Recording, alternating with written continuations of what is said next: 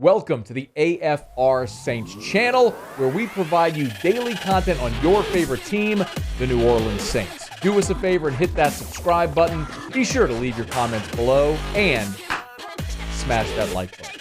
Who dat? Oh, Marshon Lattimore got broke off, y'all. Ho, ho, ho, ho.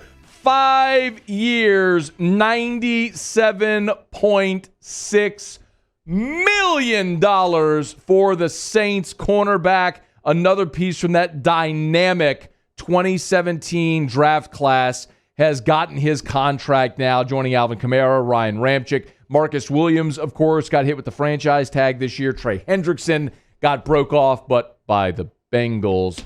But Marshon Lattimore got exactly what he deserved. A couple of things here. Lattimore had obviously a major impact on the game against Green Bay. And it is, I would argue Lattimore being there is the primary reason why I picked the Saints to win that game. The assumption all offseason was Lattimore wasn't going to be there. Lattimore was going to be suspended. So we kept talking all offseason about about the Saints defense without Lattimore going up against Aaron Rodgers and Devontae Adams. And so what were your boundary corners going to be? Ken Crawley and Paulson Adebo? I mean, that was the conversation we were having all offseason. Well, when you've got Lattimore playing and you've got Adebo and Tre'Quan as your alternating boundary corners, and you're more whole. Like, I like Lattimore against Adams. I like Tre'Quan as my number 2 with Adebo rotating. Like, I like that. They looked really good like that. But it just goes to show you why corners get paid the way they do. Quarterbacks and the players that affect the quarterback, the left tackle, the edge rusher, and the cornerback. Those are the ones that get paid. And Marshon Lattimore got $97.6 million, $68.3 guaranteed. It's the largest full guarantee at signing for any cornerback in NFL history. So Marshon Lattimore is 25 years old in the final year of his rookie deal. This answers the question about Lattimore's future and what the Saints are looking to do, especially after his arrest and the somewhat up and down nature of his play at times, depending on the caliber of the opponent. We've looked at Marshon Lattimore, and certainly this offseason when it looked like there was a possibility that the Saints could go look in veteran free agency or to make a trade for a premier cornerback. And really that was going to be the determination as to whether or not Lattimore got a long-term deal. But obviously, and I'm not saying this was the determining factor. I would love to hear what Sean Payton and Mickey Loomis have to say about it whenever they ultimately do speak on this publicly. But I got to think in part, Lattimore going into the locker room with the thumb injury and then coming out in the second half with a hard cast on his hand. How much do we talk about Sean Payton valuing culture? It's such a huge thing for this Sean Payton era Saints. It's culture. Well, Lattimore was sitting there with a knee injury. He was downgraded to questionable for the game. Not only did he play, he played well. He got injured during the game. He puts a hard cast on, comes back out in the second half, and continues to play exceptionally well. I don't think it's a giant coincidence that they gave him exactly what he wanted and did that deal last evening. So congrats to Marshon Lattimore for getting the big-time payday. Now, the other part of the Lattimore conversation is the fact that he did have an injury. Injured his thumb, and is set to have surgery on that thumb. Now he's out. We don't know for how long that he will be out and how long they'll miss him. So we'll wait throughout this week to see if he'd be available this week or if he had to miss a week or whatever it may be. But Lattimore is going to have surgery on that thumb. I don't love... See, and we're about to see why if Lattimore is not able to go this week in Carolina, we're going to get an illustration as to why it was such a big deal that he did play.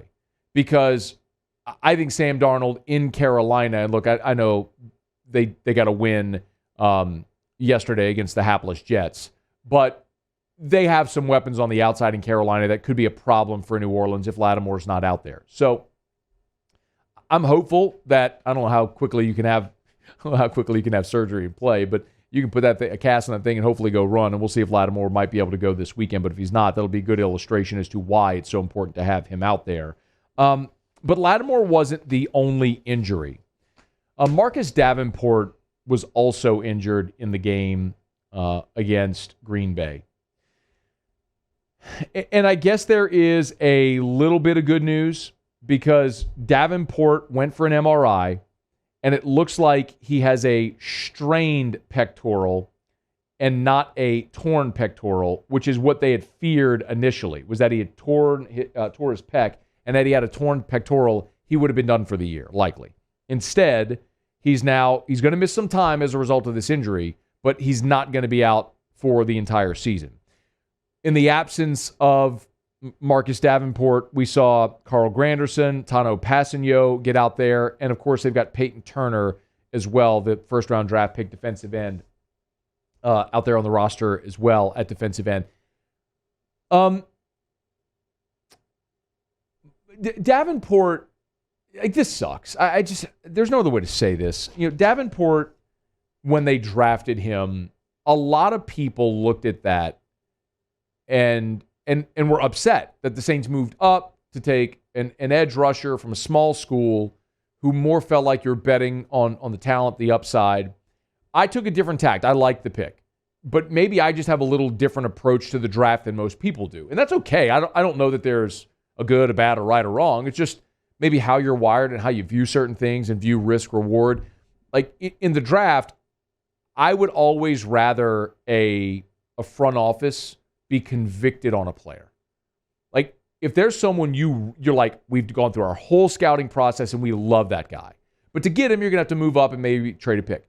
I would rather do that and get the guy you're really bullish on, that you're certain as can be, is going to be an impact player in the NFL. I would rather that over, taking a flyer on a guy or seeing who falls to you.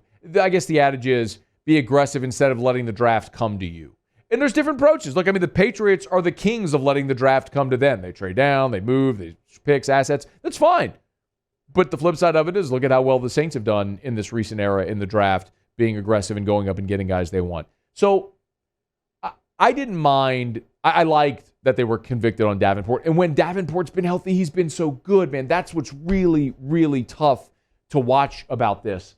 And he's in his fifth year. It's the final year of his rookie contract. Of course, they picked up his fifth-year option. So you have a guy now that's playing, or they picked up the fifth year. So he's playing basically for a contract after this season.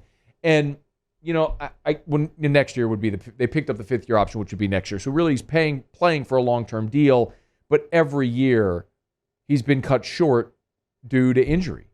When he's been on the field, he's consistently productive, and Pro Football Focus rates him as one of the best, edge rushers, certainly one of the best defensive players on the Saints roster. Again, Pro Football Focus is just one metric, but when you don't have the benefit of a full 16 or now 17 game sample size to make your determination, you need to rely on those things sometimes. But it's just evident, man. Marcus Davenport has been a really good player when he has been healthy. The problem is, what's the best ability? Availability is the old line. And Marcus Davenport just hasn't been available. I really hope that this guy can find a way to get healthy this year and stay healthy and be an impact guy for the Saints. But other than that, it's going to really rely on guys like Tano Passanio and Carl Granderson or Peyton Turner making a big leap this year, or Cam Jordan reverting to form. Cam Jordan got so much attention that it freed up a guy like Trey Hendrickson to have a career year last year, and he parlayed that into a massive deal with Cincinnati.